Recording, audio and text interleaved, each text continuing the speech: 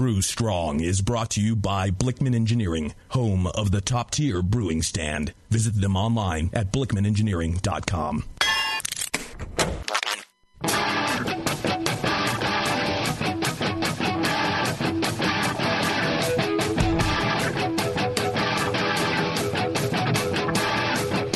Brewers, it's time for the beer radio you've been looking for. This is the show that dispels myths, tackles the toughest topics, and makes no apologies for geeking out on beer. Hosted by two guys that drink before they think. Jamil and John Palmer. This is Brew Strong. Hey, howdy, hey, my brewing brothers and sisters. Greetings, cretins. John. You think I should come up with something new? I don't know. I think when you have a classic, you stick with it. I don't even think about it anymore. It's just what I say for the show. And should I make something up? No. No? Okay. So. Never mind. I don't think so. All right. You're implying that your voice matters. Right, yeah. I mean, I don't want to say that, but that's just no, I'm fine with it. It's pretty cool. real. Maybe once you start brewing, we will let you talk a little bit more. That's fair. We'll ask you more questions. And so far, you've run some water through your Blickman top tier brewing system, or is it? You have the Brew Easy. You have the Brew Easy. The Brew Easy. Yes. So easy is literally in the title. Was it easy to brew water into water with the Brew Easy? Yeah, it came out great. Yeah, it tasted just like water? It tasted just like water. There you go. All right. So, success number one on the Brew Easy. There you go. So far, so good. Your first failure was you could not find an outlet to plug into. Yeah. 240 volt. Right. Yeah. 30 amp. You even brought everything down to the brewery where we have multiple. And it still didn't work. And you still didn't have the right plug. No. Yeah. That's using the old dryer plug, the 3-prong. Right. Well, that's probably the most common, in the Midwest. Across the country, it's new construction. They've required a new plug that has like a 4-conductor now. So most of California. Well, a lot of California, yeah. You went to one of your parents' places, and they had like a new construction place. And fuck. Right. Can't win. So, hey, if anyone wants to let me use your garage, you can just make a little adapter, a little short cord with the 2 plugs on it, and there you go. And then, actually, I tried that for my kid's welder. Mm-hmm. And you split it? It was much cheaper just to go to Home Depot and buy the correct receptacle and open up the box and put that in, install that, and take the old one out. Oh, like install a 240. Yeah. Yeah, well, if I could do that... He's having trouble boiling water. Literally, the look of terror that just went across his face was so great. No, I could do that, but I don't have access to the garage at all. That's the problem.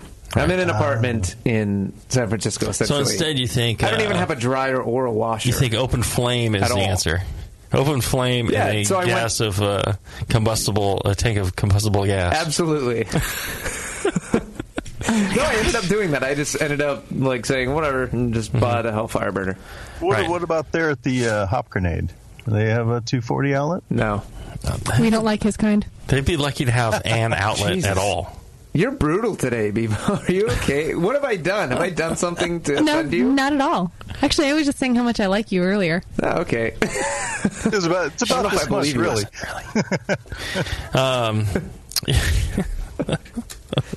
Well, we're all fascinated to hear more about your escapades, your adventures. Yes.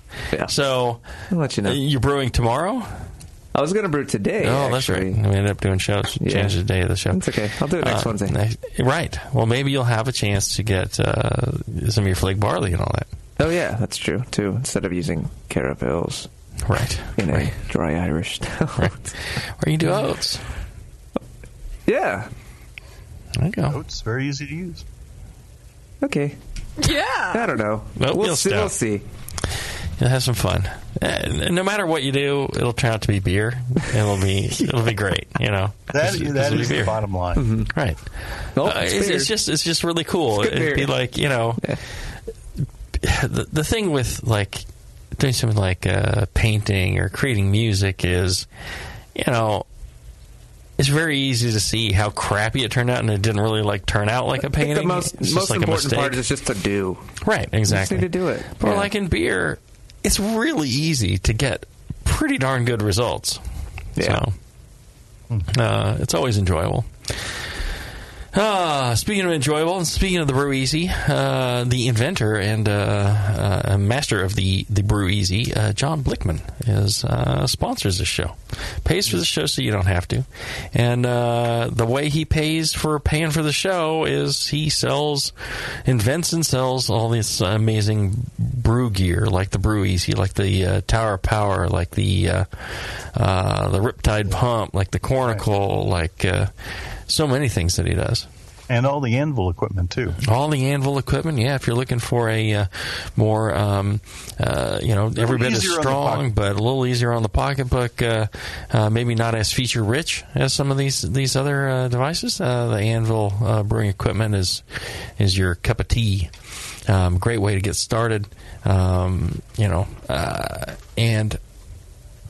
all I gotta ask from you is that you at least email them, check out the website, email them, say, hey, Mr. John Blickman, thanks for sponsoring the show. Send an email to feedback at blickmanengineering.com. See him at the show. See him at AHA HomebrewCon, and say hi to him and tell him how much you appreciate he pays for it. Because if you don't, he may stop paying for it. You never know. And then poor Porno Steve will funding. I can't afford. He can't afford the gas to get here. Yeah. And John and I mean, we'll be out of a home. We'll be homeless. Yeah. We'll have no one to talk to our trips about. No one to talk to but ourselves. Yeah. Which is pretty much the way it already always is. But, and Bevo.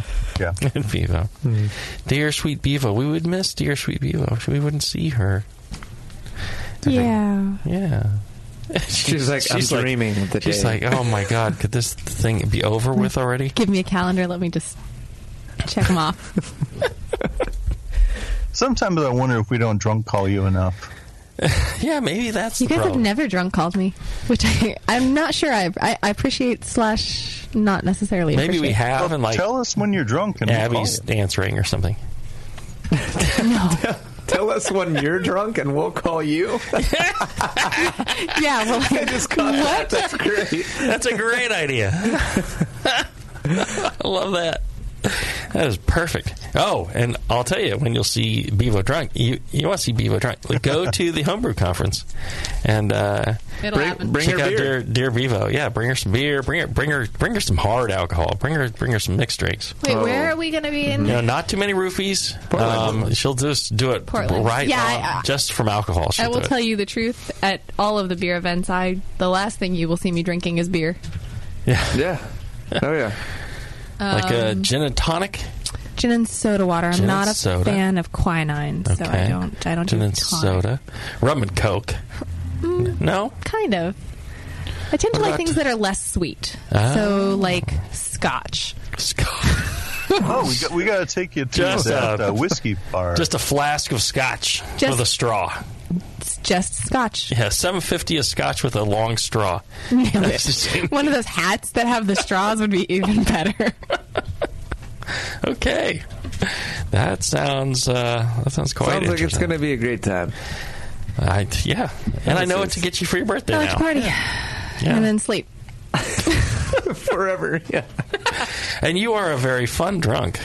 I tend to be. I'm not dramatic or anything. I'm funny and then tired. You're nice and you giggle funny and tired. I'm funny, and then I get tired and I want to go to sleep. Yeah, there you go. In a nutshell. Not like John. he just drinks and. I don't know if I've ever seen John drunk. Oh, I have, and he just keeps being John. I mean, it just doesn't even change. His words I'm really kind of dull. His words are a little bit more slurred, and that's it. I mean, that's the difference between. There will be some tangents involved, but between drunk John and sober John, pretty much the same person. Not much has changed, yeah. Right. Doesn't change much at all. I'm just thinking about it. I'm thinking about all the times we've been drunk together and just be completely. Yeah, no, he's the guy you want in your car if you ever get pulled over. Yeah, he's essentially the same. He might talk about like walleye a bit too much, but other than that, it's just still John. Yeah. Well, Jamil, I'm trying to remember the name of the whiskey bar we went to last time we were in Portland. Right. That would be a perfect place to take Vivo to. That would. There's another one I went to, which is like kind of a secret room upstairs, and the walls are lined with literally 1,000 different bottles of whiskeys. Wow. And they've got this giant book that you flip through. The Bible. And, it's just amazing. A friend of mine took me there last time I was up in Portland. And one of my other favorite things is the cheesemonger place. Oh, yeah. I met you there. Yeah. So they've got a second location. And it's just cheese and beer. Oh, my gosh. Yes. It is fantastic. And they got these great cheeses, and they know all about them. It's just like, and they'll tell you about them. They'll tell you everything you ever want to know about cheese. And you can select from all these great cheeses. And then they'll have like a half a dozen different beers on. And you're just, I don't know. I loved that. I thought that was spectacular. Is it called the Multnomah Whiskey Library? That might be it. Yeah. How many does it say they have? 1,000. 1,000. Yeah, yep. There you go. Yeah, it's just impressive. Typed in Portland 1,000 whiskey bar. Right. There you go. Well, and so one of the other things when I was there, I just recently read this thing about tequilas made in bull hides. So the way they used to ferment the wash for tequila was in bull hides. And this one tequila maker, it's like, multiple generations, and the new guy took over. He's like 40 years old or whatever. He's like, I'm getting rid of all this new technology, which was like these wood fermenters. throws away these wood fermenters, strings up some bull hides. Like, Grandpa used bull hides. That's the way it was done.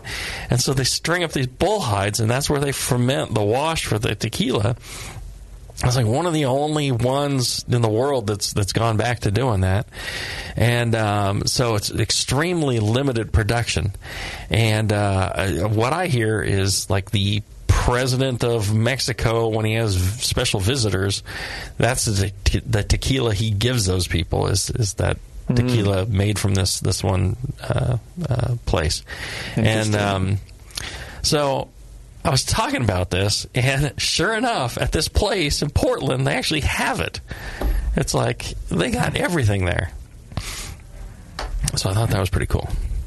Well, we'll have to check that out. Yeah. Bring a fat wallet. So you can pretend like you have money. Just stuff a bunch of paper in there. Yeah, it was quite cool. And you're going to Porno Steve? You're going to... Yeah, totally. Yeah. I gotta go. Right. Gotta go. And it's so much closer now, like... you really should brew before you go there. Oh, I will. Steve. I got a couple next months. Week. I'm gonna brew next week. And once you brew, you gotta remember to bring some in so we can taste it. Okay. And we can comment on how good your water tastes. You are setting yourself up for something. Oh, I know. That's the point. Is she talking to you or is she talking to me? Yes. Yeah, see? There you go. All right. Today we're going to talk about bottling. We're doing questions that have been submitted to Brew Strong at thebrewingnetwork.com.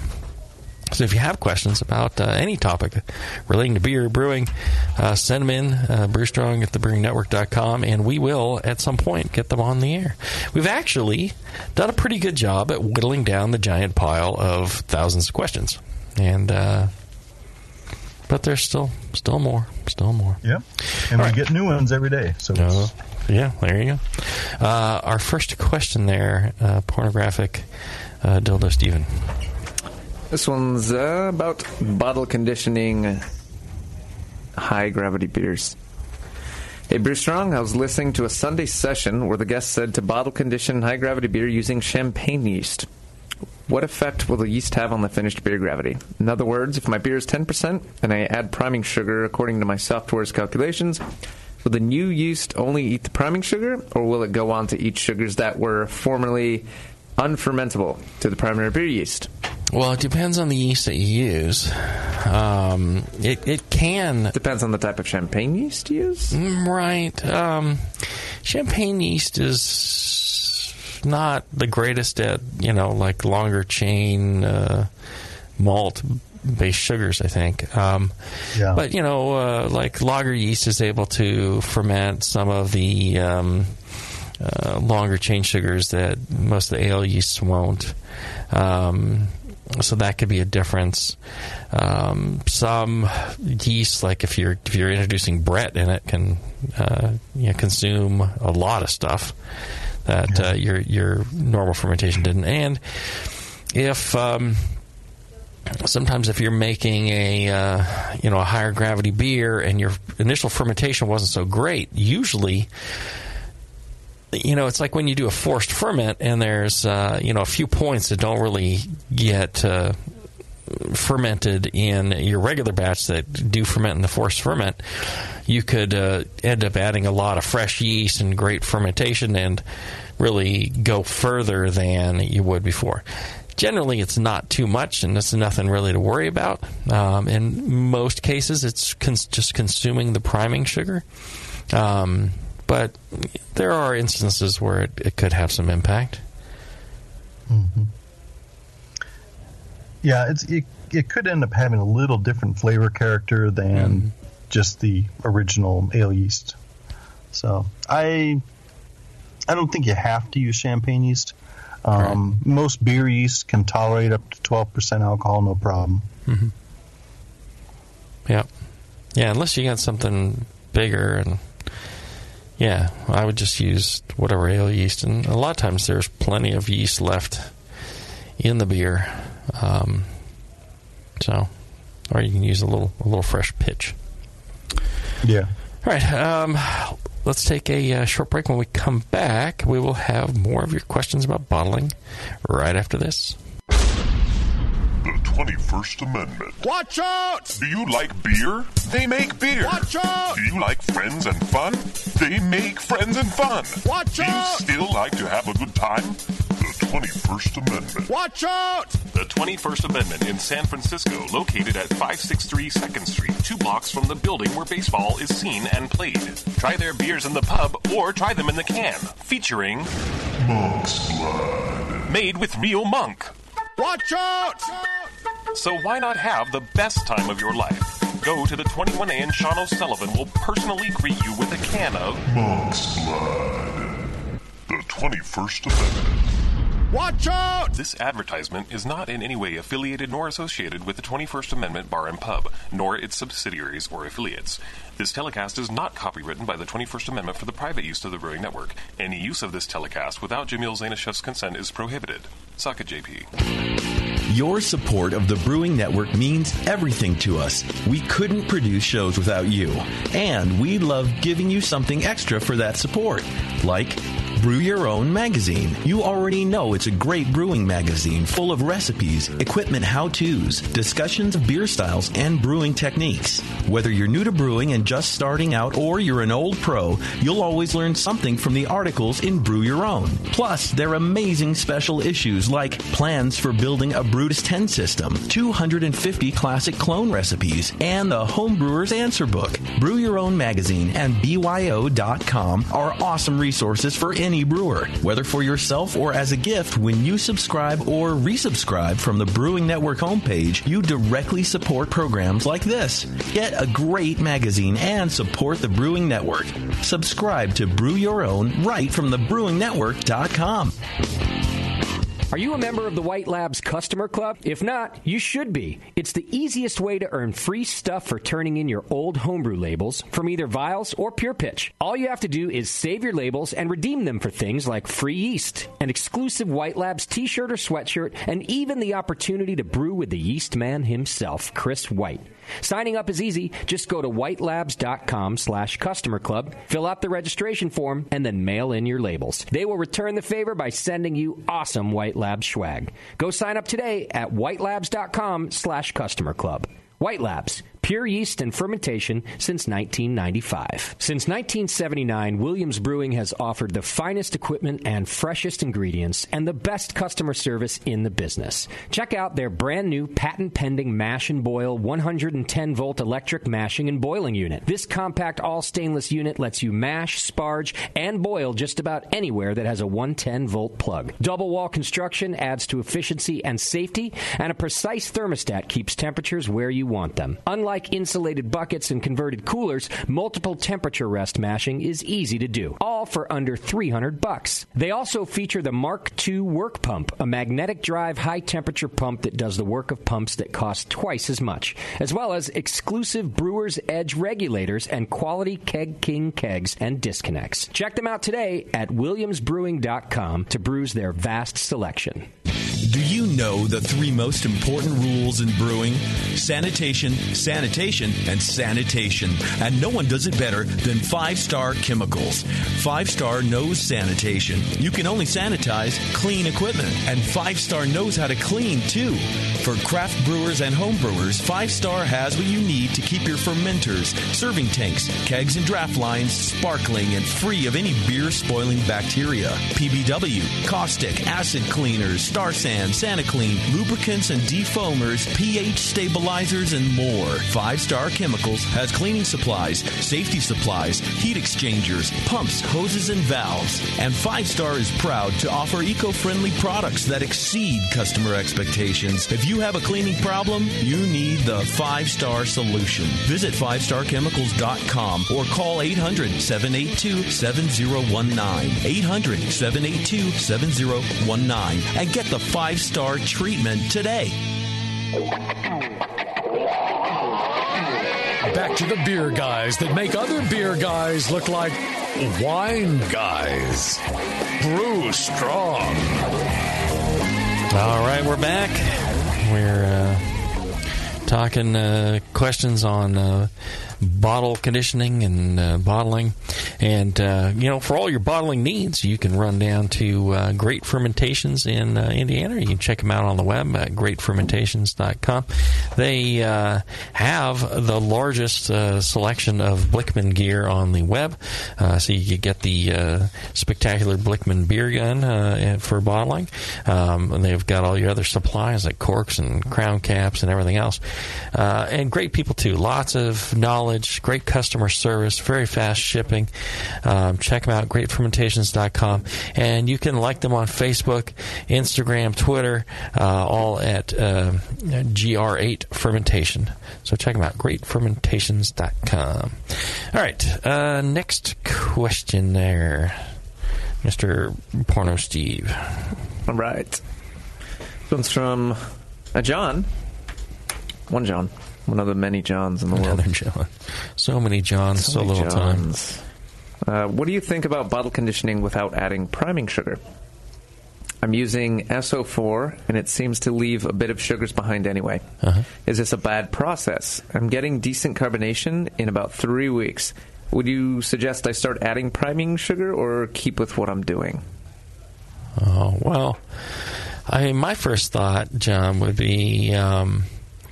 that this guy's this other John, is not really pitching enough yeast or providing a great fermentation environment for his yeast, because if it's leaving so much residual sugar that you get good fermentation later or great carbonation later, and then it's taken like another 3 weeks with the same yeast, I mean... I could see fermenting out fully with SO4 and English ale yeast, let's say, that does not attenuate very, very much, and then, packaging with, another yeast that does, maybe like a lager yeast or something like that will attenuate more. But, I mean, that will also change kind of the character of the beer, like you were saying on the previous question. It might be better to add priming sugar and then, more of the same yeast. But, my real concern... I go back to just that basic premise there. I mean, if he's able to carbonate without adding sugar, that kind of indicates a flaw in the process. Is the beer not fully attenuated when he's bottling? Right. But if it's taken a month for the beer to fully attenuate out, then he's not pitching enough yeast, or he's not rehydrating his yeast, or he's not providing the appropriate nutrients, or there's something hinky with the whole process. Yeah. He may have a contamination wild yeast problem going on as well. Oh, there you go. Yeah. The SO4 has done its job, and then when he bottles, he's picking up a diastatic type yeast that is able to ferment the larger leftover sugars. Right, and so he's thinking that it's just fermenting out the residual sugars, but nope, it's actual contamination. It's various wild yeast that's making that happen, or even Okay. Yeah. I think in general, best practice is to use priming sugar, because what you're looking for is a consistent amount of carbonation in the beer. So I would go back and look at why you're able to get carbonation without adding priming sugar, and figure out what that reason is before we say that it's a good practice or not. Yeah, that's a good point. All right, next question. This next one is about bottle infections. Well, it's almost like it leads right into it. Right? Yeah.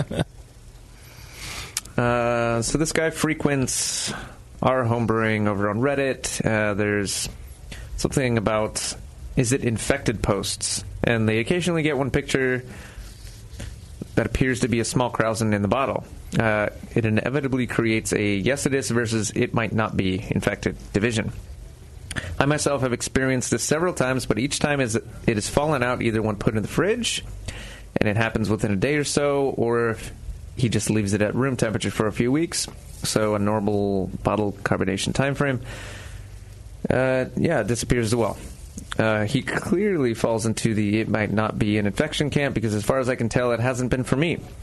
Recently, I chimed in with my experience when another poster stated it was definitely an infection. In response to my skepticism, he responded with, I must admit I'm not speaking from experience here, but this is my source. There's one simple observation you can make that will almost always indicate whether or not you have a bacterial contamination that has affected the flavor of your beer. Hold a bottle of beer up to bright light and carefully examine the fill line in the bottle's neck or any part of the surface where beer and glass are in contact. Is there a deposit adhering to the glass in the form of a ring or small dots? If so, you can be 100% certain that you have a bacterial contamination, whether you like it or not, and even whether you like the beer or not.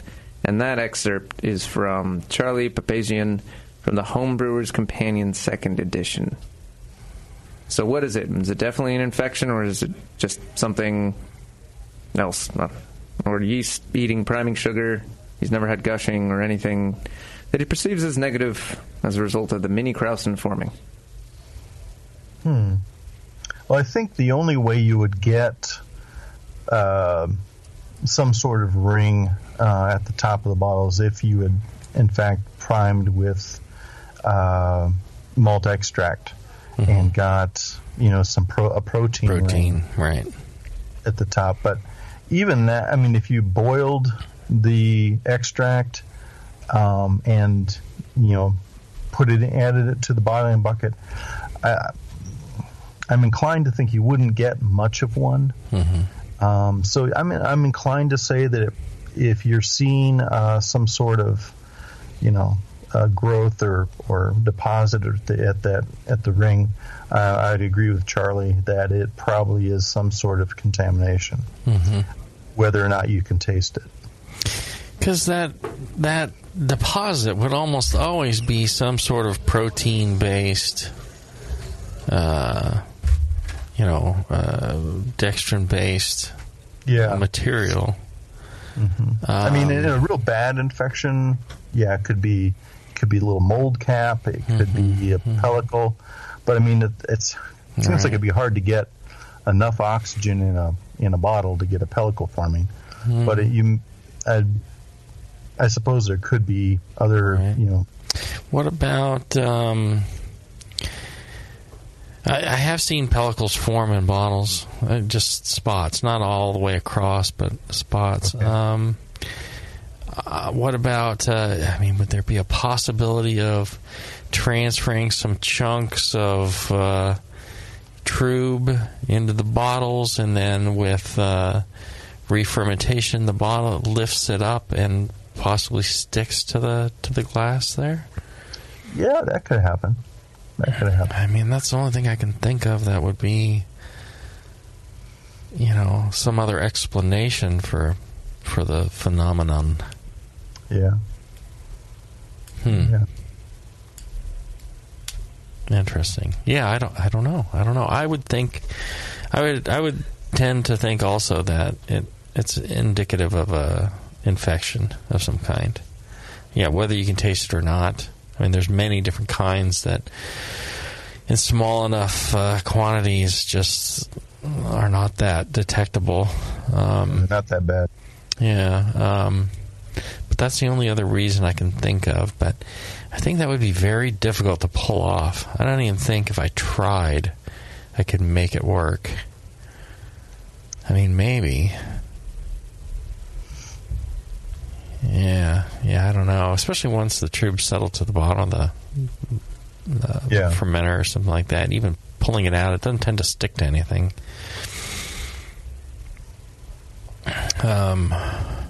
But, even non-contaminated beer, let's put it this way. Non-contaminated beer, when you ferment it, and the Kreuzen forms, and the Brunhof is taken to the top and sticks to the sides, I mean, that forms a ring. There's no contamination there. Right. I mean, what's the mechanism for that is no longer an available mechanism once it's in the bottle? Especially with re-fermentation, if you had carried over some of the proteins and such, you're adding yeast and sugar in that vessel as well. Yeah, I'm not real up on that. Right, so now I'm thinking, probably 9 times out of 10, it's going to be an infection, but that's not to say every time it happens, there is an infection. Right? Right. I don't think you can definitively say, oh yeah, it's always an infection. Yeah, chances are it is, but maybe not. Yeah. It depends on how fermented the beer was initially. And again, if you get enough activity to form Kreuzen in the bottle, which generally you don't, just because it's a slower fermentation, it's not very vigorous. The yeast don't rise to the surface, and there's not that much fermentable in there. Right. But it seems like it possibly could be, especially if you're trying to do a higher carbonation or something like that, or see what I'm saying? Yeah, I don't think you can say 100% one way or the other, right? I agree. All right, great way to vacillate on a answer and come up with no solution whatsoever. Yeah. Yes. Yeah. There you go. That's how we roll around here. I'll tell you who has a better solution for you is the folks at GrogTag.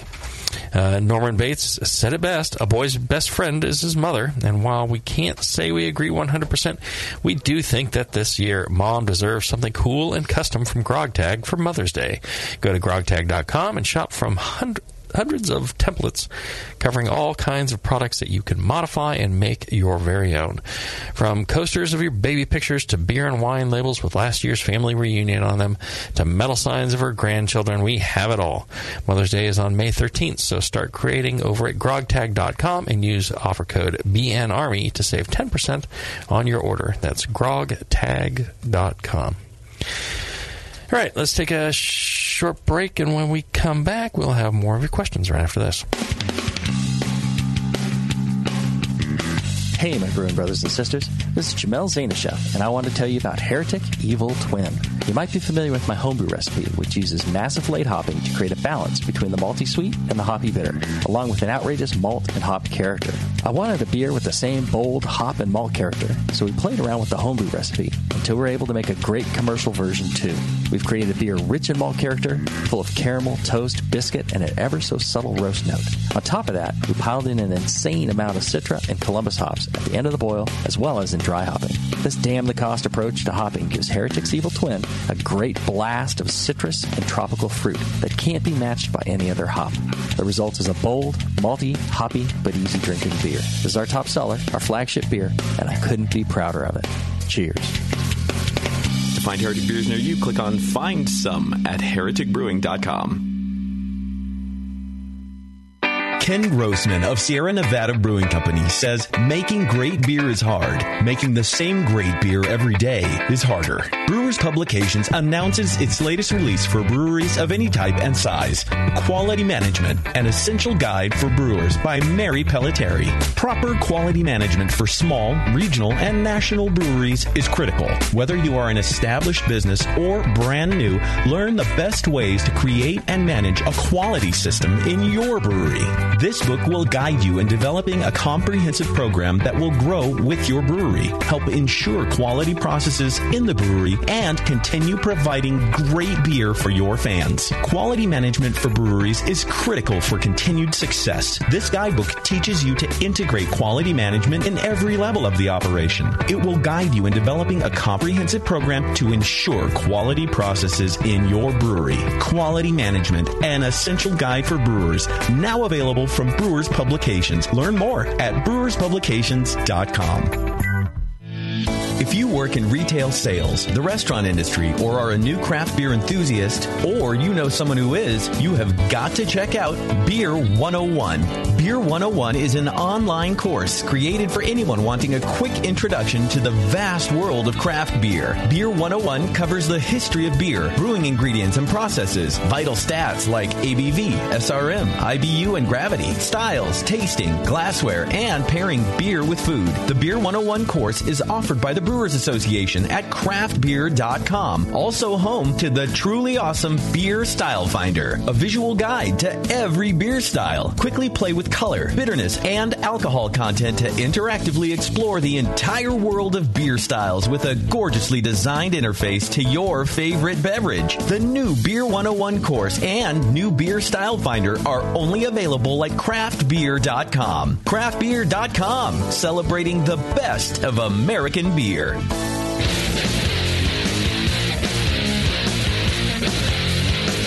Back to the two guys that know how to turn beer into beer. This is Brew Strong. All right, we're back. And you know, if you see John and I at the Homebrew Conference in Portland this year, you're free to come up, ask us any questions you want. In fact, John and Tasty and I are going to be doing a live panel there at the conference on Friday, I want to say. Yeah. And we'll be signing books, we'll be doing all that stuff, and we're going to have a live show there at the conference, so make your way to Portland and check it out. The Homebrew Conference is if you like beer, if you like brewing beer, there is no better event in the world for you than the Homebrew Conference. Trust me, it is spectacular. Unless you're just like some psycho who doesn't like doing anything with any other people, If you like listening to this, well, then you're probably a psycho. But you like hanging out with other homebrewers, and so you will love the conference. So get yourself out there, get to the AHA website, and sign up for the Homebrewers Conference before it's sold out. It's Portland, beautiful city, amazing things to check out there. Great food, great beer, great breweries, great, cultural things to do, great easy transportation, wonderful city, lots of flights in and out, makes it super simple to have a great time. So check it out, the AHA Homebrewers Conference in Portland, Oregon.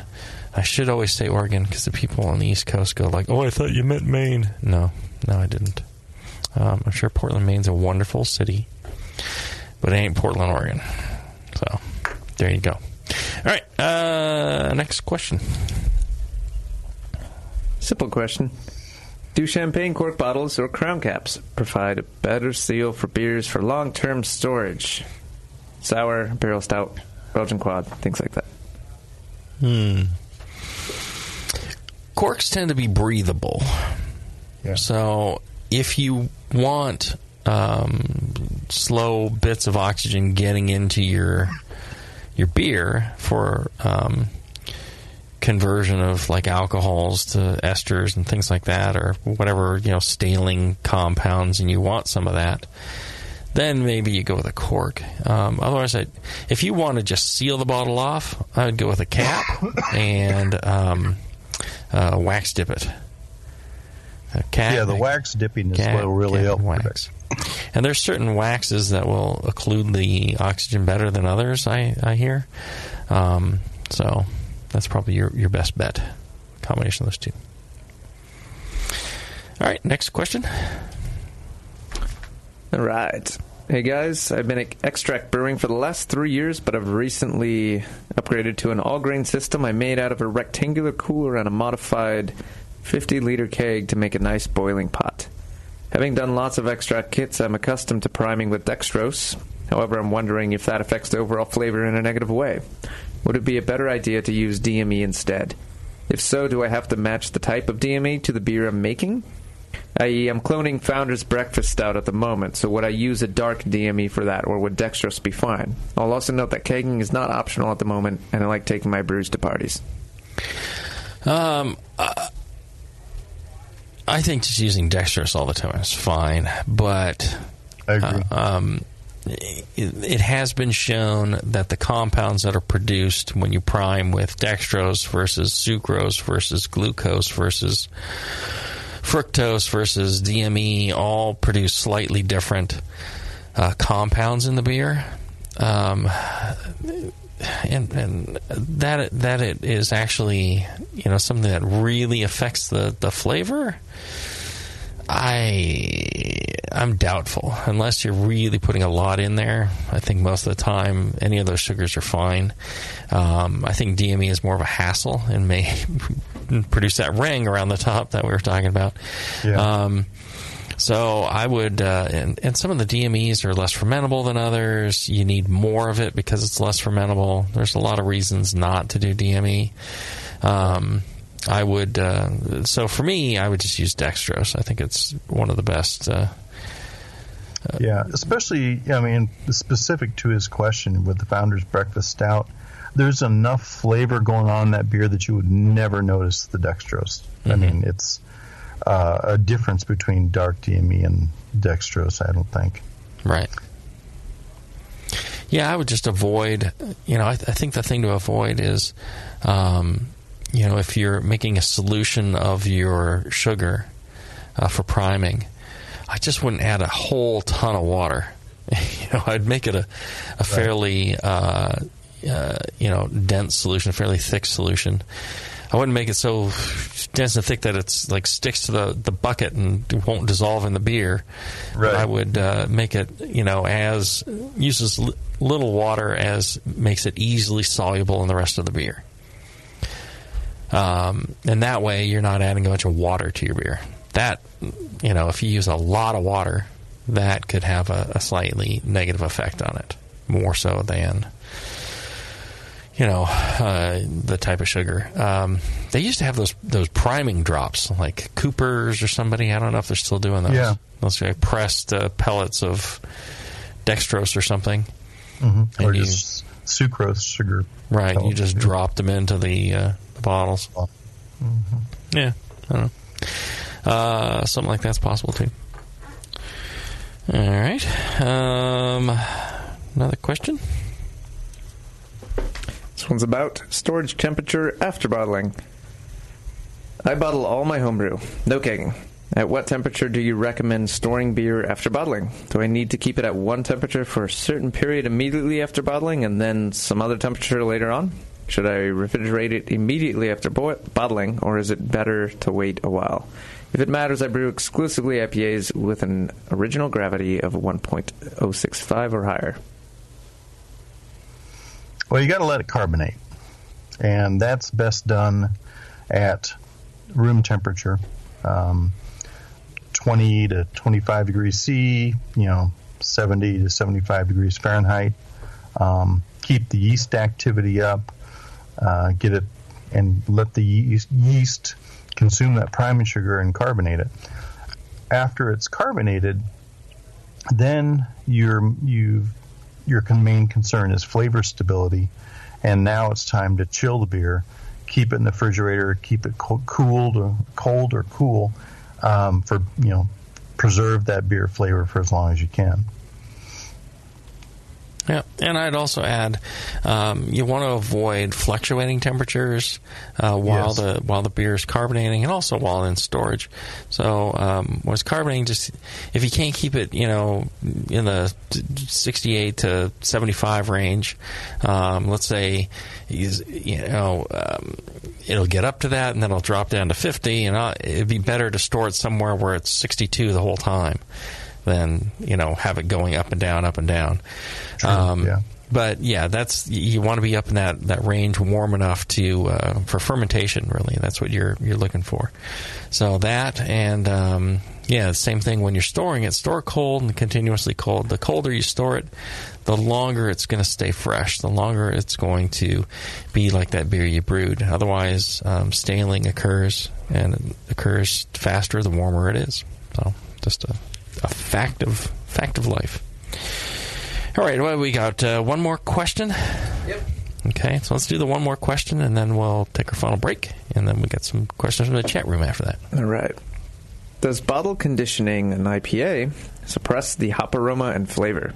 I know that hop oils bind to yeast cells, so does the small amount of yeast in the bottle pull out some of those precious hop oils? No.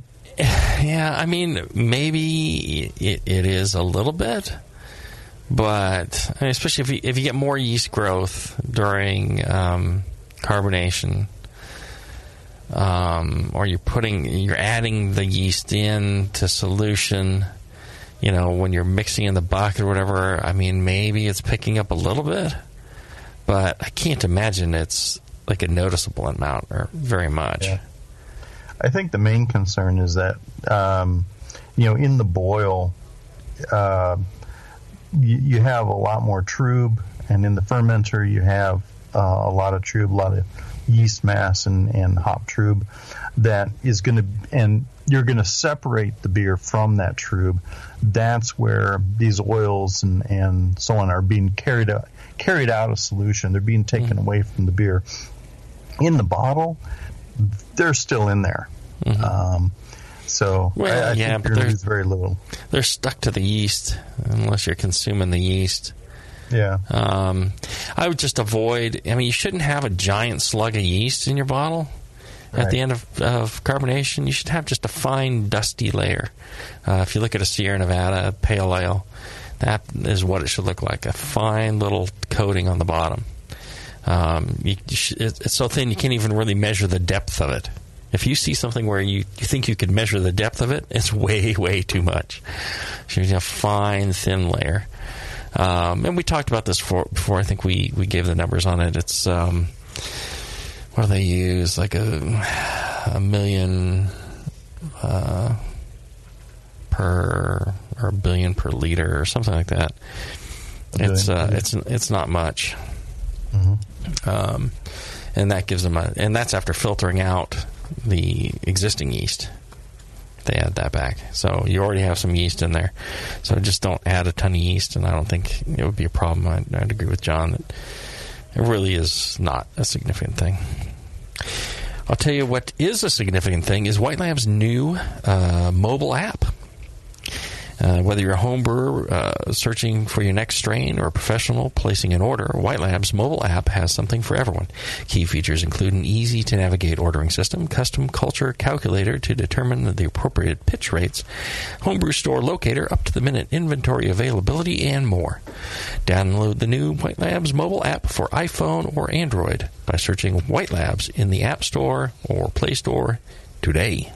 All right, let's take a short break. When we come back, we'll have some questions from listeners in the chat room right after this. Are you looking for a simple brewing system that's great for all grain brewing, but everything on the market seems to be full of compromises? Blickman Engineering has the answer. The Blickman Brew Easy All Grain Brewing System. The Brew Easy is a complete system with easy upgrades and a beautiful compact design, perfect for any size brewing location. At its core, the Brew Easy is built on two gorgeous Blickman Boilermaker brew kettles, a high-temperature March pump, and either a top-tier gas burner or the new Boil Coil electric heater. The Brew Easy adapter lid allows the pots to stack on top of each other, forming an efficient, strong, and compact brewing setup that comes in 5, 10, and 20-gallon batch sizes. Upgrade your Brew Easy system with full automated control by adding a Blickman Tower of Power temp controller, and make moving around easy with the Blickman Kettle Cart. The Brew Easy is modular. If you already own a Boilermaker kettle, you can build your Brew Easy by purchasing just the modules you need. The new Brew Easy all-grain brewing system. See it today at BlickmanEngineering.com and brew with Blickman quality on your new Brew Easy. Since the first time the Brewing Network microphones turned on, More Beer was behind it. More Beer sponsors the programming on the BN because, like you, they love brewing. And like the Brewing Network, they love sharing their knowledge. Morebeer.com isn't just a website to place your next equipment or ingredient order. Morebeer.com also gives you access to free beer information that will make you a better brewer. Go to morebeer.com and click into the Learning Center. You'll find podcasts, technical facts, video tutorials, and more, including access to The Buzz, More Beer's social network of more than 5,000 members. And some of them might even be crazier about beer than you are. Get over to morebeer.com today and take advantage of The Buzz, the forum, the Learning Center, and make sure you're signed up to receive the newest More Beer catalog. More Beer, bringing you absolutely everything for beer making.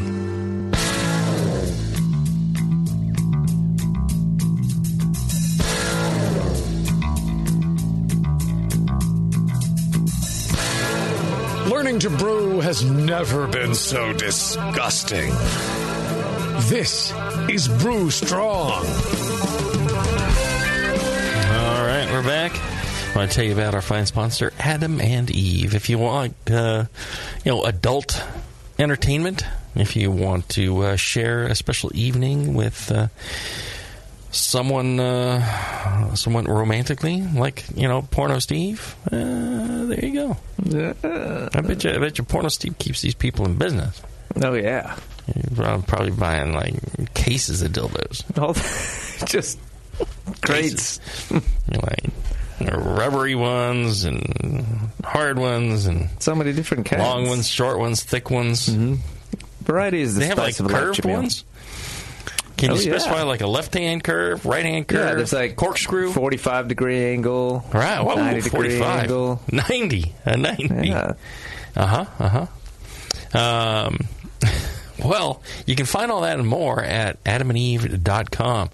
And today, you can use the offer code Jamil, Jamil, at adamandeve.com, and you get 50% off almost any one item. So you buy one item, you're going to get 50% off of that. And that's all you're going to pay, because you're going to get free shipping, you're going to get 3 free DVDs, you're going to get a free extra gift, all for using the offer code Jamil, Jamil, at adamandeve.com today. Check it out. All right, we got some people listening in the chat. You can actually listen live to these shows. We try and make it noon. And the lovely Bevo Beaverson is monitoring the chat. Lovely. Lovely. Lovely. Do you have the chat questions? She moderates the chat. Who's moderating us? Who's moderating her? Oh my gosh. I need a raise. I work with idiots. This is from Magnesium in the chat. I've got a question about hop alpha acid isomerization. Ingest tap water for bitterness adjustments after fermentation.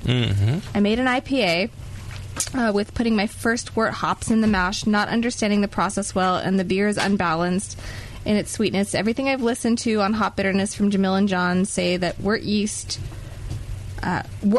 and yeast have a detracting effect from the alpha acids in the end beer. I'm wondering if boiling 0.5 ounces of bittering hops in 2 quarts of water for 60 minutes to dose the post-fermentation beer would be equivalent to 2 ounces for 60-minute boil and 5 gallons of wort pre-fermentation. Well, the volume you boil it in doesn't affect the isomerization, really. What it does affect is how much of the hops stick to the pot. How much of the alpha acids may stick to the pot and not isomerize and not get taken into the beer after the boil. There's also a limit to solubility. I mean, if you put in like a pound of hops in, a cup of water, it's, the solubility's not there. So water does play a role in that, but also keep in mind, the more water you use, the more you're watering down the beer. The easier... A half ounce and...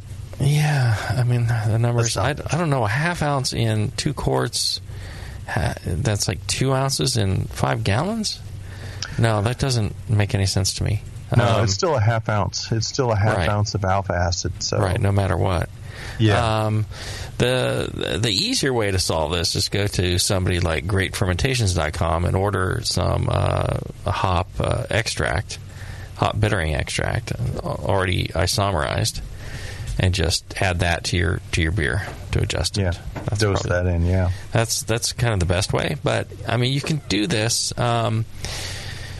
I haven't played with this much, but I imagine you might want to adjust the pH to around the mid 4 range, 5 to 5 around where you would be with normal brewing.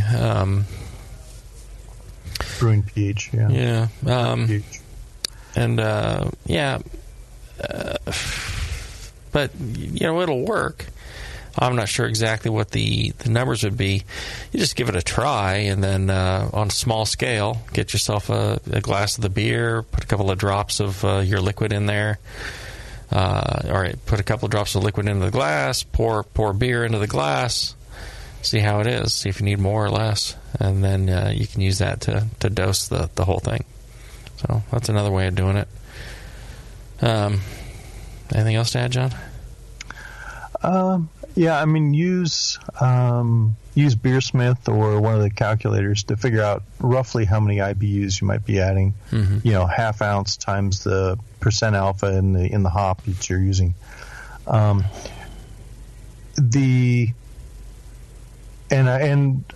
would just use your final volume in the estimation, because you're boiling it, in 2 quarts. That's essentially a concentrated bittering, but in terms of IBUs, that's going to be spread across the 5 gallons. Spread across the entire 5 gallons. Mm-hmm. So use the the final volume as your volume. Well, it'll be 5.5 gallons. 5.5 then, because you're going to add 2 quarts of water. That's right. There you go. Yeah, good point. And you've watered your beer down by 10%. So that's kind of the problem with that. Next question. Although, just kidding. Another thought: you could, start out with 2 quarts and boil it down to, a cup. Yeah. I think you might be running into degradation problems too. Right. But I mean, you start your boil, get your isomerization, get everything liquefied and spread around, then take the hop material out and concentrate it down. Because your IBUs aren't going anywhere. They're just going to get more and more concentrated. Right. And if you do it, relatively gently, if you did it on vacuum or something, I mean, you could get fairly concentrated without really damaging the hops, especially if you're just focused on bittering. Yeah. I'd use more. I'd use an ounce, too. Yeah, there you go. And then you're not watering down your beer as much. Yeah. All right, next question now. Next question. Are you sure? Yeah. Okay. This comes from Java Joe Buffalo.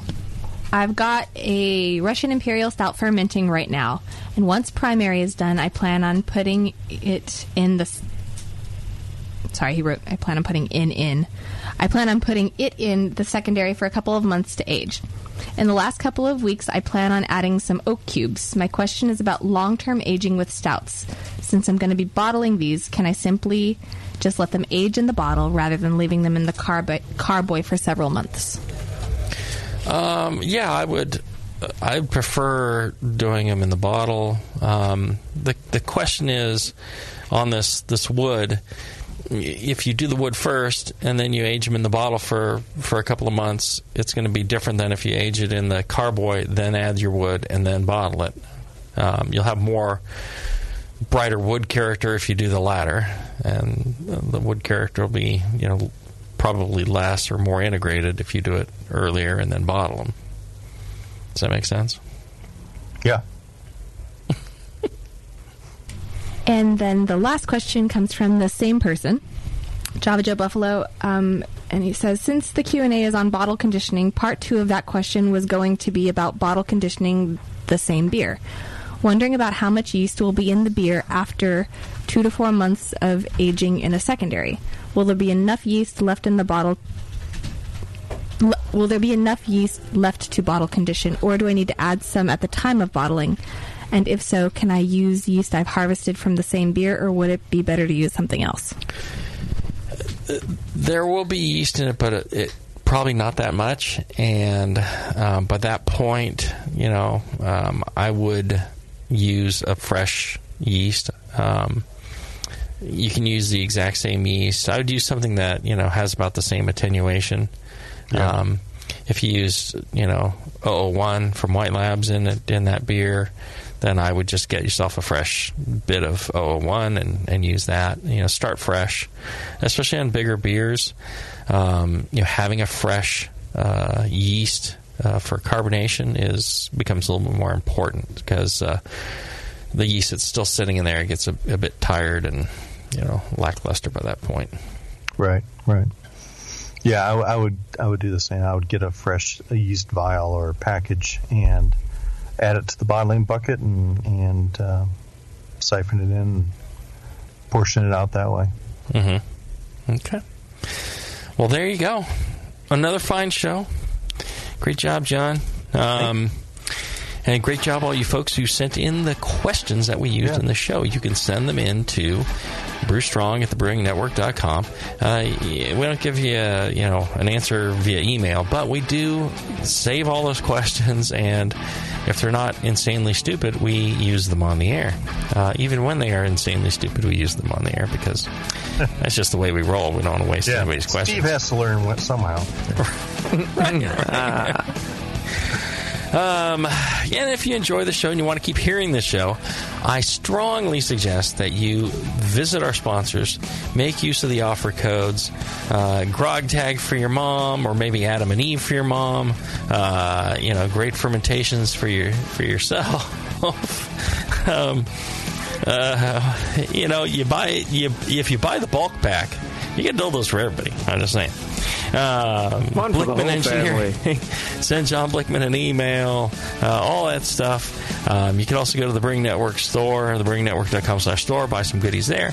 All that goes to the bottom line of the Brewing Network and helps keep shows like this on the air.